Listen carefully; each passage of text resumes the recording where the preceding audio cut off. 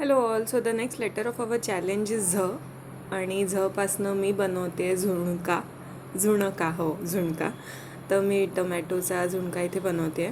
तर 5-6 टमाटर घेतले. खूप इझी आहे रेसिपी. समजा घरी कुठलीच भाजी अवेलेबल नसेल तर टमाटर बेस्ट ऑप्शन आहे, टमाटरचा झुणका. तर इथे मी मिरची आणि टमाटर चिरून घेतले आहेत. मग कढईत तेल, मोहरी फुटली की मिरची, त्यानंतर गोडलिंब हे टाकायचं आणि मग टमाटर टाकायचे. टमाटर छान शिजवून घ्यायचे आधी. तर हे टमाटर छान शिजल्यावर त्यात आपण हळद, नंतर हिंग थोडासा आणि लाल तिखट आणि मी इथे थोडासा काळा मसाला टाकला आहे. तो ऑप्शनल आहे, तो नाही टाकला तरी चालेल. आणि असं छान मिक्स करून घ्यायचं. मग चवीनुसार मीठ टाकायचं आणि परत थोडंसं मिक्स करून घ्यायचं आणि मग बेसन टाकायचं. इथे मी 1 वाटी बेसन टाकलं आहे.